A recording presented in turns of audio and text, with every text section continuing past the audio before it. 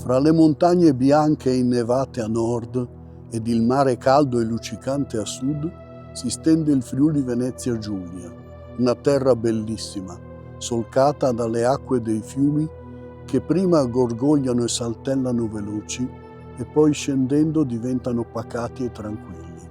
La zona delle colline lascia spazio ad una pianura verdeggiante e rigogliosa, un tempo coperta da grandi foreste, e poi la bassa, attraversata dalla linea delle risorgive che dona limpide acque a pozzi e canali.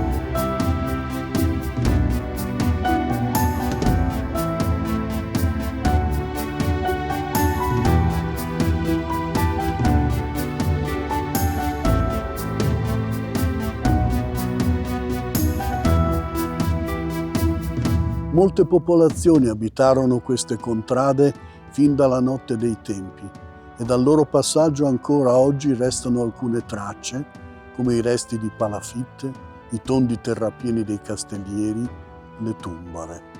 Ad Aquileia è stato trovato l'insediamento di una popolazione venetica che chiamava questo luogo Achilis e risale a quasi 3000 anni fa. Da questi scavi sono stati recuperati pollini, semi, cereali, orzo, farro, miglio e panico, come pure resti di ossa di animali, perché questi abitanti di Achilis mangiavano carni di animali che loro stessi allevavano, maiali, pecore e capre, carne da cacciagione come cinghiali, uccelli e cervi. Quindi erano agricoltori, allevatori e cacciatori e poi andavano fino al mare per procurarsi il cibo e si nutrivano anche di pesci e molluschi, ma non solo. Ci sono semi di frutta selvatica, mele, pere, prugne, nocciole e susine. Sono stati ritrovati noccioli di olive che però in una zona umida come questa, quella dell'agro aquileiese, non avevano un clima adatto alla loro crescita. Per questo, molto probabilmente, questi noccioli erano frutto di commerci e scambi di olive con altre popolazioni provenienti dal bacino del Mediterraneo. Consumavano anche una bevanda fermentata, forse progenitrice del vino. Raccoglievano e lavoravano il lino. Coltivavano poi il papavero da oppio, dal quale ricavavano un olio dalle proprietà farmacologiche.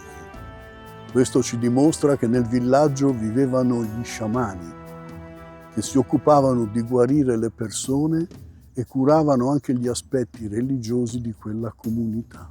Arrivarono, alcuni secoli più tardi, i Celti, abili commercianti, falegnami, fabbri, artigiani. Achilis crebbe e più tardi divenne la città di Aquileia.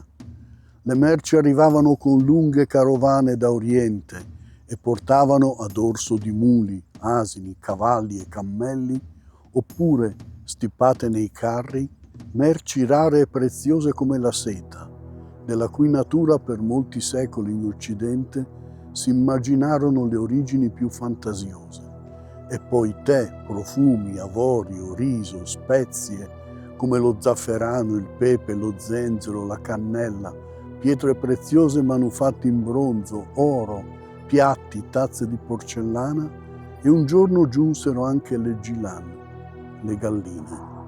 Dal Mar Baltico, seguendo la via dell'Ambra, scendevano alti e biondi guerrieri, portando la preziosa resina fossile insieme a schiavi, coperte di lana, prodotti della tessitura, pelli e pellicce di animali.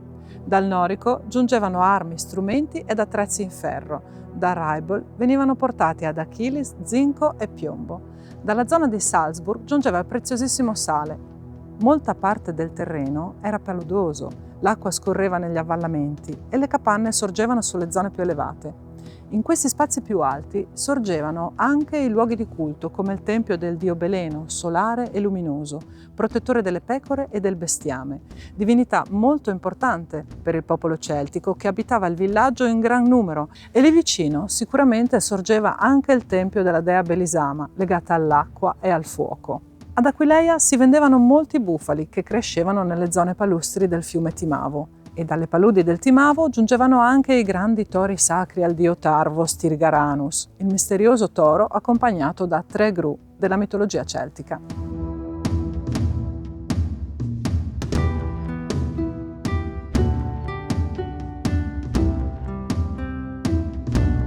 Il nome Tarvos Trigaranus è composto da Tarvo, che significa toro in gallico, e Trigaranus derivato da tri, 3, e Garanos, che è gru. La presenza di questi animali nel nome stesso della divinità indica il loro valore simbolico e il loro ruolo nei miti e nei riti gallici.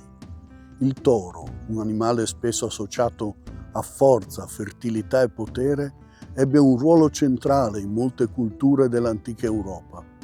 Nel contesto celtico, il toro era simbolo di forza e rinnovamento, legato alla terra e ai suoi cicli naturali. La gru deve fare sempre 9 passi prima di volare. I 9 passi la dichiarano sacra alla luna, la triplice dea, proprio come il suo collo, rivestito di piume bianche e nere, tra le quali si intravede la pelle rossiccia. La danza di corteggiamento delle gru è composta da 9 passi e un salto. Le gru sono animali simbolici legati al mondo dell'altrove, perché trovano cibo nelle basse acque e amano le paludi, terreni al limite fra i mondi. Il tempo trascorreva, mentre la comunità di questa nostra città lentamente si espandeva. Animali venivano addomesticati ed i possenti tori, castrati, diventarono buoi, aiutanti di grande forza e dal carattere docile, adatti ad ogni lavoro.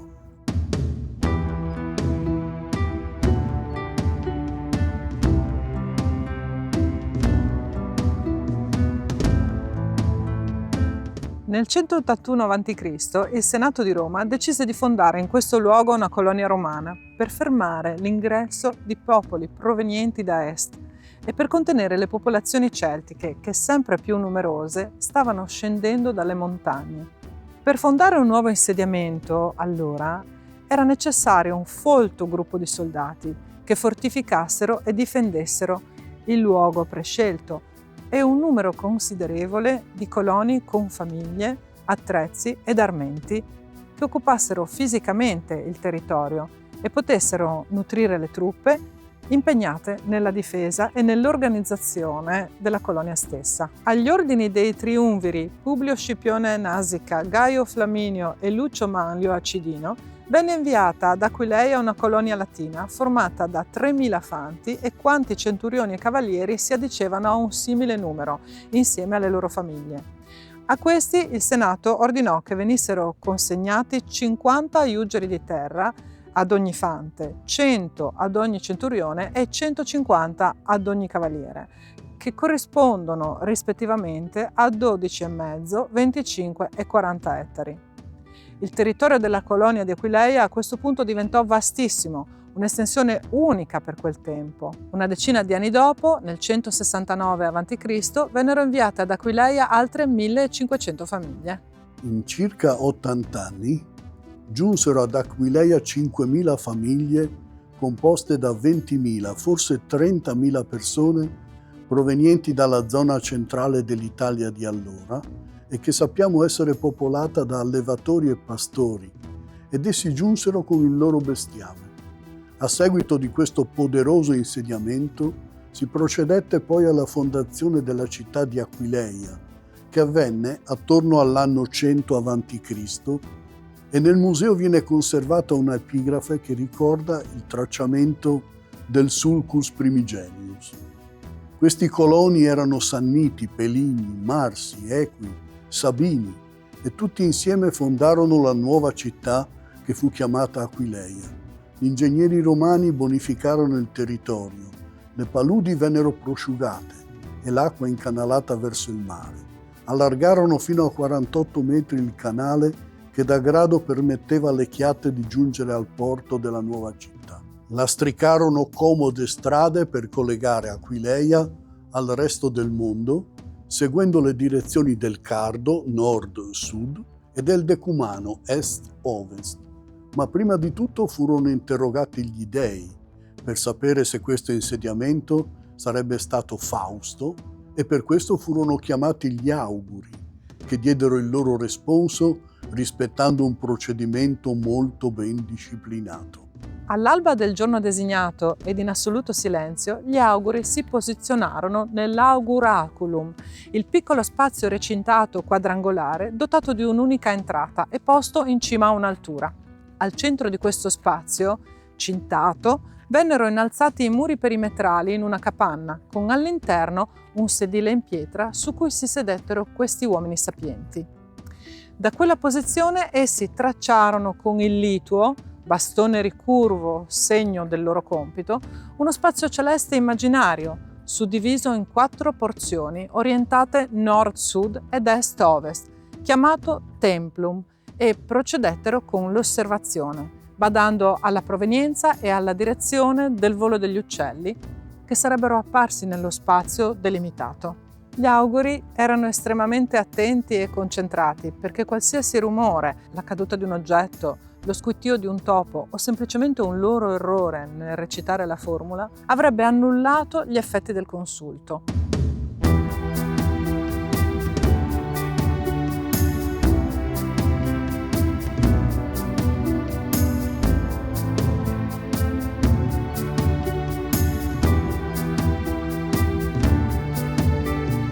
Con molta attenzione esaminarono non solo il volo, ma anche la specie degli uccelli in questione, perché gli alites, sono avvoltoio, aquila, falco per esempio, esprimevano segnali attraverso il volo ed era importante considerare la regione in cui comparivano, l'altezza e le tipologie di volo, nonché il luogo in cui si posavano. Invece gli oscines, corvo, cornacchia, gufo, davano segni attraverso il richiamo e se ne valutava il tono, la direzione del suono e la frequenza. In entrambi i gruppi esisteva una gerarchia tra gli uccelli, tra cui l'aquila e il picus, il picchio, assicuravano gli auspici più significativi e si racconta che quel giorno il segno giunse e Aquileia fu fondata sotto il volo concentrico di un'aquila bianca. Venne quindi scavata una fossa circolare nel punto ove le 2 strade principali, il Cardo e il Decumano, si incontravano, formando un angolo retto. Questo profondo foro era chiamato Mundus. Al suo interno, con una celebrazione molto potente, vennero interrati alcuni simboli religiosi che avrebbero dovuto assicurare alla futura città benessere, prosperità, pace e giustizia. In particolare, i 3 triumviri fondatori vi gettarono una zolla di terra portata dal loro luogo di provenienza e lo stesso fecero dopo di loro gli altri patres familias, che composero le grandi carovane dei coloni che partirono a più riprese dal centro Italia. Solo dopo, per mezzo di un aratro trainato da un toro sempre aggiogato all'esterno della coppia e da una vacca interamente bianchi, venne tracciato un solco di confine che delimitava il territorio della città e questo solco venne realizzato camminando in senso antiorario. Il confine venne scavato avendo cura che le zolle di terra ricadessero all'interno dell'area cittadina. I riti proseguirono per diversi giorni per poter estendere i benefici propri del mundus all'intero territorio della città, rendendolo in tal modo consacrato agli dei prescelti. Poiché non fu possibile costruire subito le mura di difesa seguendo il primo tracciato, venne realizzato un secondo solco parallelo al primo. La striscia di terra compresa tra il primo e il secondo era il pomerium vero e proprio. In questo territorio i sacerdoti confinarono gli spettri, i fantasmi, le larve, i demoni delle malattie e gli spiriti della guerra, della fame, delle pestilenze e tutto ciò che poteva essere ricondotto a situazioni negative per la città e per i suoi abitanti.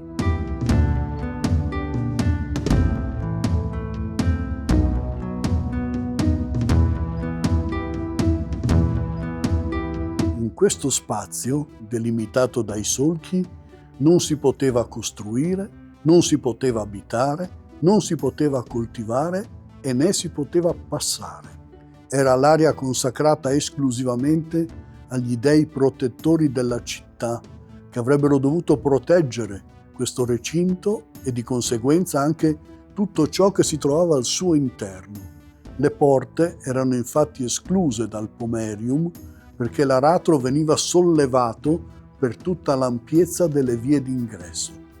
Da allora la città di Aquileia crebbe e vide sorgere grandi strutture e costruzioni come il foro, l'anfiteatro, i grandi magazzini del porto fluviale e poi le terme, il circo massimo, templi sorsero e poi vari luoghi di incontro, svago, abitazioni, case, le ville dei ricchi mercanti. Furono tracciate strade, le campagne e i territori furono bonificati e poi centuriati per distribuire i campi alle famiglie di soldati e centurioni romani. Ai moli del porto di Grado attraccavano moltissime navi provenienti dal Mediterraneo con molti prodotti, alcuni lavorati e altri grezzi e naturali come olio, uva, viti, miele, anfore di allume, un sale minerale capace di contrastare gli odori, usato per la concia delle pelli e per fissare i colori ai tessuti, oltre a rendere resistenti al fuoco tessuti e legno. Dalle grandi navi le merci venivano caricate sulle chiatte e inviate al porto fluviale attraverso canali navigabili. Le chiatte erano trainate da cavalli, asini o buoi che camminavano per qualche chilometro lungo le sponde del canale appositamente scavato ed in cui scorrevano le acque del Natiso cum Turro. Sulle banchine del porto di Aquileia si incontravano uomini e donne provenienti da ogni dove, come frigi, etruschi, egiziani, siculi, greci, vichinghi, galli, cinesi, tocari dell'importante città-stato di Cuccia, fondamentale stazione di posta lungo la via della Seta, sciti, daci, italici, che fra loro scambiavano merci e anche lingue, scienze, religioni, tecnologie, filosofie, architetture e tanti altri elementi di civiltà e conoscenza. Dal 57 al 52 a.C., mentre combatteva le guerre in Gallia, Caio Giulio Cesare trascorse gli inverni ad Aquileia insieme alle sue legioni, che durante le stagioni fredde di quegli anni si accamparono intorno alle mura e questo rese Aquileia ancora più famosa e sicura. Gli anni trascorsero veloci e la città continuò a crescere grazie agli scambi, ai commerci ed ai tanti traffici che la videro diventare sempre più importante. Un rapporto particolare sembra fosse mantenuto con Alessandria d'Egitto e da quella città un giorno, intorno al 50 d.C., giunse un uomo che cambiò la storia di Aquileia. Già da tempo ad Antiochia prima e a Roma poi operava Pietro, futuro capo della Chiesa, e a seguito delle furiose persecuzioni di cui furono vittime ad Alessandria già molti cristiani si erano rifugiati ad Aquileia. Pietro chiese a Marco, figlio di Maria, colei che ospitò a casa sua l'ultima cena, uomo dotto che conosceva molte lingue, di recarsi ad Aquileia, a quel tempo grande centro dell'impero, città di commerci, di scambi, cosmopolita, abitata da innumerevoli genti, e qui gli diede l'incarico di scrivere il Vangelo secondo la sua versione. Così, un giorno, una piccola nave mossa da una vela quadrata giunse dal mare, approdò all'agro aquileiese e da essa discesero una decina di persone, uomini e donne, felici e festanti. Marco l'Evangelista era con loro. Raggiunsero a piedi la città di Aquileia e qui ritrovarono molti loro correligionari fuggiti da Alessandria nei mesi precedenti. Quella sera fecero una grande festa. Già dal giorno successivo si dedicarono alla ricerca di luoghi adatti per poter vivere in comunità e attuando quello che la religione loro consigliava. Scelsero case in periferia, lontane dai rumori e dalla concitazione della città. Coltivarono la terra e si dedicarono alla preghiera, al canto e alla danza.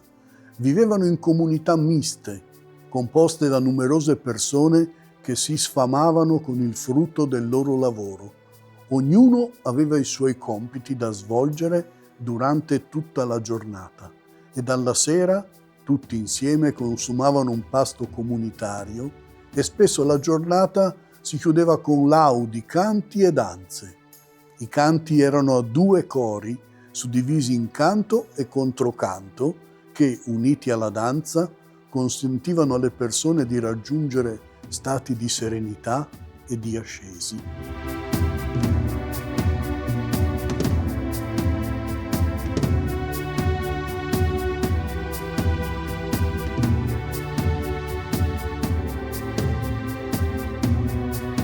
Di questo si seppe subito in città. Ovunque in quei giorni si parlava ad Aquileia dei terapeuti, chiamati così perché conoscevano erbe e piante e le usavano per sfamarsi, ma anche per curare. Presto molte persone si unirono a loro, cominciarono a frequentare gli incontri e i riti. Erano commercianti, mercanti provenienti da ogni angolo del mondo conosciuto. Donne, uomini, letterati, artigiani, servitori. Molti erano di origine celtica, a cui un rapporto con il divino, che passasse attraverso la festa e il canto, raggiunse subito le più segrete corde del cuore. Per queste persone il sabato divenne importante, tanto che molte nuove bambine che vennero al mondo nei secoli successivi si ritrovarono con questo nome. Pure una santa mai esistita e da lei, Santa Sabina, vennero intitolate ancone votive e piccole chiesette a numerosi incroci di strade. A quel tempo venne istituita ad Aquileia una tradizione che si protrasse poi per molti secoli e consisteva nel benedire l'acqua il giorno dell'Epifania.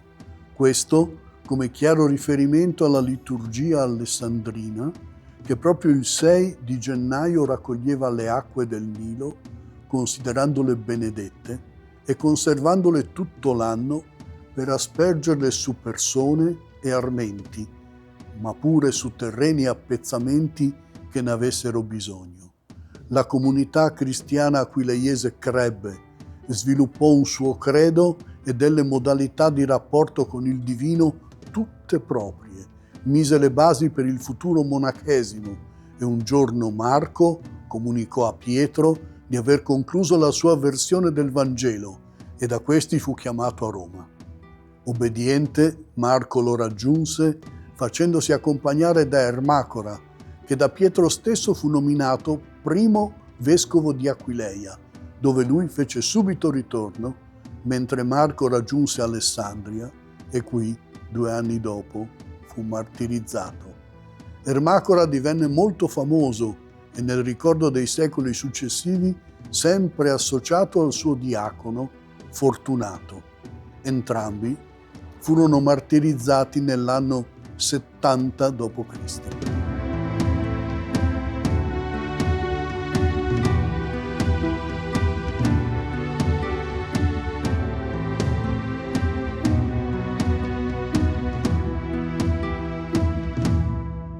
La religione cristiana nell'anno 313 divenne lecita, consentita, e pertanto i cristiani uscirono dai loro luoghi segreti e riservati e la poterono praticare alla luce del sole. Nel 380 poi Teodosio dichiarò il cristianesimo religione di Stato, proibendo tutti gli altri culti. Questo comportò un rapido aumento dei fedeli ed un grande bisogno di spazi comuni per il culto e la devozione. A questo si devono aggiungere la parola, il messaggio, la spiegazione e l'approfondimento della nuova fede. Alcuni popoli antichi non avevano scrittura e soprattutto molte persone non sapevano leggere, unito poi al fatto che in una città come Aquileia le lingue parlate erano molte. E allora, come fare per diffondere un messaggio che fosse comprensibile a tutti?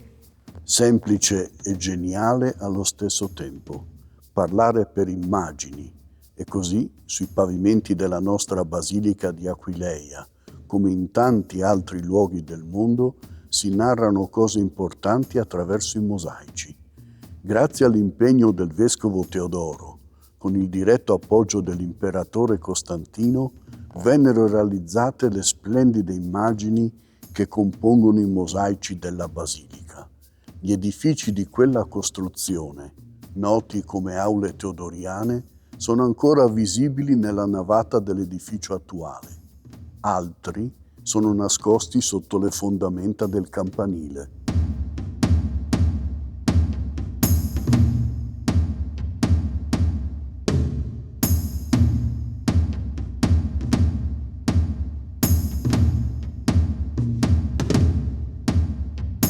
La parte più antica dei mosaici sembra fosse parte di abitazioni private o magazzini o vasti granai romani che di certo sorgevano nell'area presso la basilica e probabilmente già questi spazi venivano usati dai cristiani, quando ancora la religione non era ufficialmente riconosciuta e di questi edifici presumibilmente vennero riutilizzate le mura perimetrali. La basilica fu ampliata e ancora oggi i mosaici dei pavimenti contano più di 700 metri quadrati. In quegli anni, poi, venne realizzato il grande complesso del monastero, sede di una numerosa comunità monastica femminile. Nelle aule nord della basilica troviamo immagini bellissime, la cui interpretazione non è mai stata confermata in modo unanime, ma proprio per questo incuriosiscono e appassionano i visitatori. Ci sono animali che sembrano richiamare le stelle ed il cielo più che il mondo terreno. Dentro una cornice curva a forma di croce possiamo riconoscere un caprone grigio e vicino un crostaceo sormontato da un gambero. Potremmo dire che sono le costellazioni del solstizio d'inverno e del solstizio d'estate, il Capricorno ed il Cancro. Il gambero sembra ricordare che il Sole per 3 giorni, ad entrambi i solstizi, pare non saper scegliere se restare o riprendere il suo corso nel cielo. E il gambero, con la sua andatura, potrebbe rappresentare proprio questa sua sosta. Ancora più appassionanti sono le 7 sorelle raffigurate come le pernici sotto le fronde. Immagine questa che richiama le Pleiadi, 7 stelle visibili a occhio nudo nella costellazione del Toro, una costellazione che un tempo sorgeva all'orizzonte nei giorni dell'inizio della primavera in concomitanza con la ripresa della navigazione e poco prima delle attività agricole della stagione calda, per poi tramontare con l'arrivo della stagione fredda. Erano elementi questi molto importanti del calendario antico. L'immagine di un altro animale potrebbe attirare la nostra attenzione vicino alle fondamenta del campanile. È un coniglio bianco. Come la lepre, richiama la capacità di passare fra questo mondo e l'aldilà. Viene considerato anche un invito a fermarsi ogni tanto, a osservare per capire se stiamo facendo la cosa giusta, se ci stiamo comportando in modo corretto, perché la lepre, quando fugge, ogni tanto si ferma, si guarda in giro e spesso cambia direzione.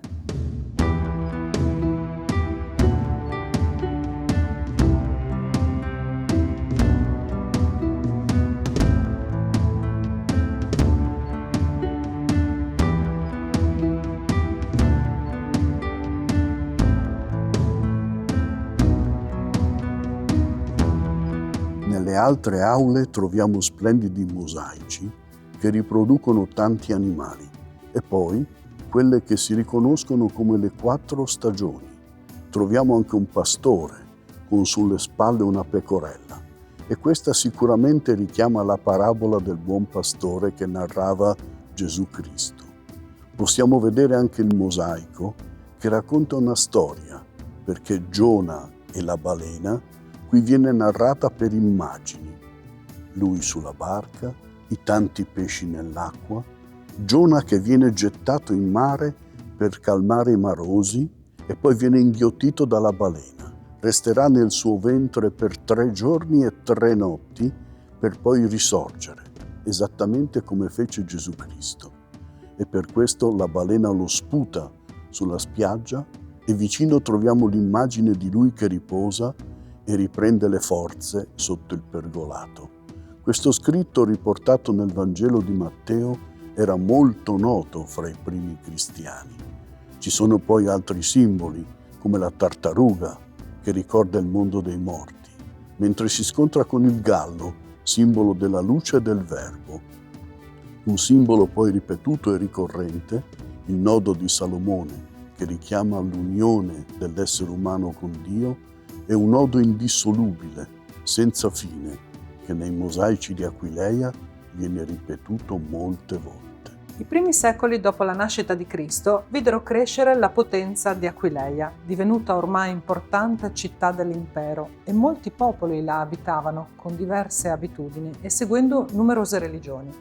Così, mentre il cristianesimo conquistava cuori e coscienze, gli antichi culti comunque continuavano ad essere seguiti e mantenuti. Nella parte sud della città di Aquileia sorgevano vari templi e fra loro, all'alt della Beligna, spiccava il tempio del dio Beleno. Intorno ad esso sorgevano altri templi, fra cui probabilmente quello alla dea Belisama, sua consorte, custode dell'acqua e del fuoco.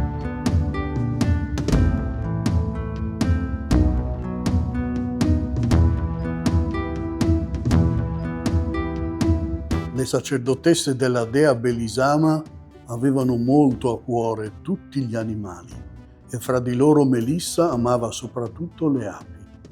Melissa era rossa di capelli, di minuta presenza e di grande carisma. Nelle cerimonie era alla guida dei riti e quando aveva un momento di tranquillità lo trascorreva insieme alle sue api che vivevano in alcune arnie orizzontali posizionate nel bosco sacro di ontani e salici che sorgeva vicino al tempio. In quel luogo sacro sgorgava la fonte leggermente calda di acque sulfuree che molte persone utilizzavano per guarire loro stesse, i loro animali e che aspergevano su terreni e campi per ridonare loro la fertilità. Melissa cantava e danzava quando si avvicinava alle arnie e le api in grandi sciami uscivano e la circondavano, danzando insieme a lei in un ronzio che sembrava un canto. Le si posavano addosso in grande numero e nessuna mai le lasciò una sola puntura. Il miele donato dalle api veniva usato come medicamento per gli umani e come offerta per gli dei. Con la cera degli alveari si creavano candele e ceri per gli altari. Tutto questo non è strano perché, ad esempio, in Grecia le api volteggiavano attorno alle culle di bambini prodigio destinati a diventare sapienti e illustri e a volte deponevano miele sulle loro labbra, come nel caso di Platone addormentato in un boschetto di allori in fiore, o di Pindaro, fanciullo nutrito col sacro miele dell'imetto. L'imetto è un massiccio montuoso della Grecia in cui si produceva un miele di timo dalla bontà proverbiale. Il miele era simbolo di sapienza e veggenza profetica. La sibilla delfica, ispirata ad Apollo, era detta Melissa, cioè ape. Secondo un'antica tradizione, il primo tempio di Delfi consacrato ad Apollo venne costruito dalle api con cera e piume, forse di cigno, uccello sacro al dio. In tutta l'antichità le api erano considerate dotate di anima. In esse, diceva Virgilio riportando il pensiero degli antichi, è presente una scintilla dell'intelligenza divina. Su, nel nord dell'Europa, con il miele si faceva l'idromele germanico, bevuto dai sapienti e dai poeti. Esso donava capacità di conoscere il futuro e di interpretare i segni che la natura e gli dei offrivano agli uomini. L'ape è da sempre simbolo di purezza e sciami di api accompagnavano Artemide, dea della luna, della caccia e della foresta, sorella di Apollo, santa e pura, Agnè. Torniamo ad Aquileia perché un giorno purtroppo Melissa si ammalò e a nulla valsero gli infusi e le cure delle sue sacerdotesse perché qualche settimana dopo ella morì. Alla mattina successiva una delle sacerdotesse in lacrime si recò nel bosco sacro e bussò dolcemente a tutte le arnie annunciando la morte della sacerdotessa Melissa che il giorno dopo fu arsa sulla pira e cremata per essere poi sepolta nel piccolo terreno riservato alle sacerdotesse della dea che sorgeva nelle vicinanze del tempio. Intorno alla fine del I secolo d.C. le ceneri della sacerdotessa Melissa furono sepolte all'alt della Beligna ed insieme ad esse fu posata una veste su cui furono cucite un numero imprecisato di api forate in lamina d'oro sbalzata. Oggi 203 di queste api sono conservate ed esposte al Museo Archeologico Nazionale di Aquileia. La tomba comprendeva anche alcuni oggetti e fra queste 2 fermaglie a forma di foglie d'edera e uno specchio in argento. Il popolo celtico riteneva l'edera un simbolo di immortalità, perché era una pianta sempreverde, con una resistenza eccezionale, tanto da essere ritenuta impossibile da estirpare.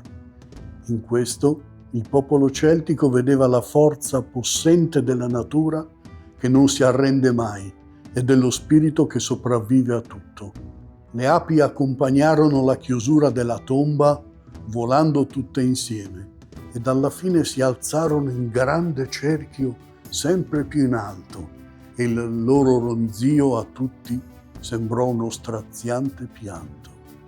Molti dei presenti asserirono di aver sentito improvvisamente un dolcissimo profumo di fiori espandersi tutto intorno a loro e di aver visto una stupenda ape, tutta color nero brillante, alzarsi ronzando in volo dalle ceneri della sacerdotessa e raggiungere il grande sciame di api che cominciò a danzare felice e si perse poi nell'azzurro del cielo verso le profondità della foresta lupanica. Da quel giorno le api non fecero più ritorno nelle arnie che per tanti anni le avevano ospitate, scomparvero nella foresta e di loro si perse ogni traccia.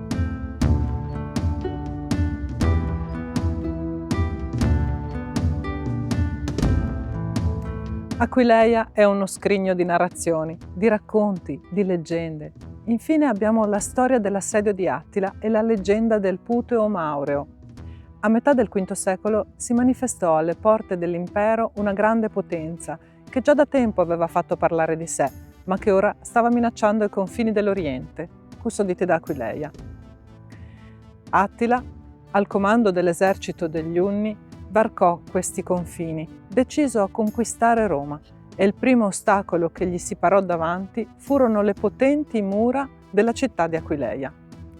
La città fu cinta d'assedio e resistette come aveva sempre fatto fino a quel momento, perché mai nessuno fino ad allora l'aveva espugnata. Non c'erano riusciti i Quadi, neanche Massimino il Trace e più tardi neppure i Visigoti. E su questo rifletteva Attila mentre perlustrava le mura della città e osservava il suo esercito che ormai era stanco e anche demoralizzato, perché non si vedevano cedimenti nella guarnigione assediata. Si racconta che giunto nei pressi di una delle torri, Attila fosse attratto dai richiami delle cicogne sul tetto di questa ed alzando lo sguardo abbia scorto i genitori spingere i giovani fuori dal nido e costringerli ad abbandonare la loro sicura dimora e planare nella pianura. Questo fu da lui ritenuto un segno premonitore. Spronò il cavallo e raccontò ai suoi uomini che gli era stato mandato un segno. Quelle cicogne avevano capito che Aquileia sarebbe capitolata e per questo stavano scappando.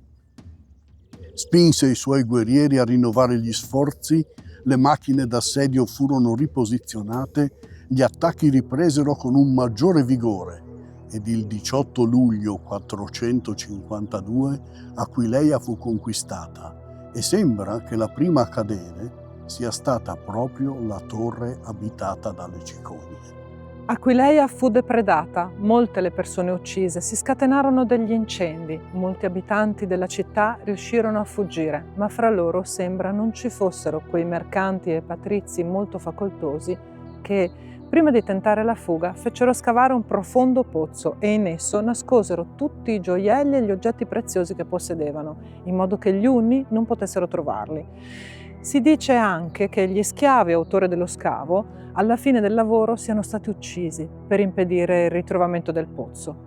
Ancora oggi si racconta che i proprietari del grande tesoro alla fine non si salvarono dal sacco di Aquileia e pertanto il famoso pozzo, il Puteum Aureo, si è ancora nascosto sotto le nere zolle della terra di Aquileia e per questo motivo, fino a metà del secolo scorso, nei contratti di compravendita si faceva riportare la formula che il terreno venduto riguarda la superficie del terreno stesso, mentre quello che si trova in profondità resta di proprietà del venditore. In questo modo si volevano vantare i diritti sul tesoro nascosto, nel caso di un suo ritrovamento fortuito.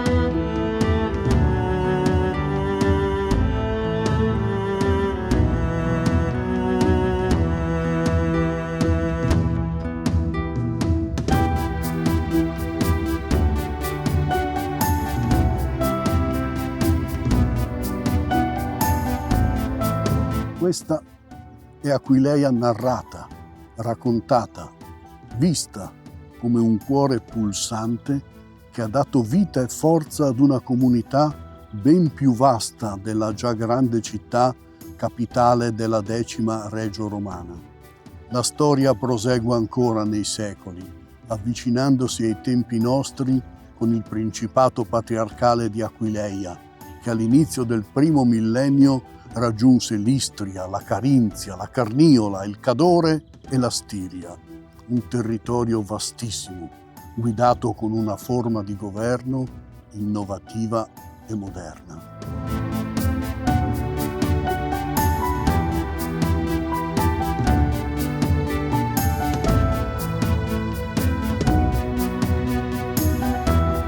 Come dicevamo, Aquileia, un cuore pulsante e gentile che ancora oggi batte potente in queste contrade.